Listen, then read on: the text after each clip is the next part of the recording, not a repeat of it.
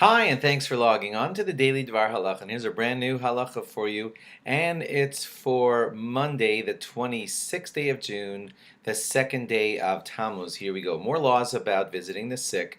You might sometimes think to yourself, why should I bother going to visit that person who's in a hospital? He has an entire hospital staff taking care of him. It's useless for me to go there. That's what you might think. Here are the reasons that you should go make the visit, even if he's in a hospital. First of all, you will be able to help him with like sort of extracurricular things, like he's been trying to ask the nurse such and such, but she's not really understanding him. The doctor, you want to try and catch the doctor and have a little private discussion with him to help out your friend who's you're visiting. So you can do all those kinds of things, which the normal hospital staff may or may not be taking care of for you. So you can do those added little things, like the patient is worried and he says, "Go tell the doctor that such and such. I already told the nurse, but I'm not sure if she told him." So those kinds of things a friend or visitor can do, and sometimes the hospital staff, it feels like they're not doing that for you. Also, you can cheer him up, of course, because those are paid employees at the hospital. You're his close friend, so your arrival there is going to mean more to him. Also, you have the opportunity to daven for him, and it's often the case that the nurses and doctors are not necessarily davening for him, but you hopefully will. So that's another reason to visit the sick person. Also, you can bring him homemade food if it's allowed, and that could be much tastier than the hospital meals that he's getting. So that's another reason to visit even when someone's in the hospital. You know that a lot of big Jewish cities have arranged Bikur Cholim organizations all around the hospital with special beautiful foods in the Bikur Cholim room, other needs for the sick people in the Bikur Cholim room and their visitors.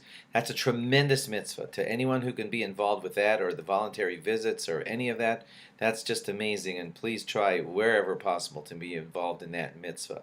You can give money to Bikur Cholim. I'm not paid to say that for them, but when you give your money to Bikur Cholim, you could get a small portion in what is going on in the visits to all the sick people. So it would be a great idea to give money as you give donations, to make sure to give some to the Bikur Cholim organizations.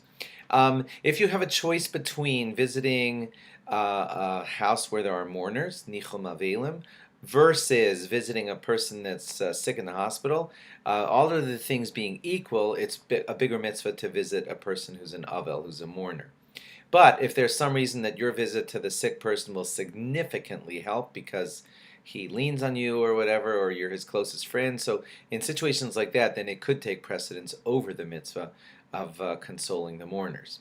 If the sick person is in danger, then of course go visit him, over doing a visit to a mourner's house, because you might actually help save his life when he's in danger, and let's say your visit will uplift him. That's a tremendous mitzvah, and that beats out consoling the mourners.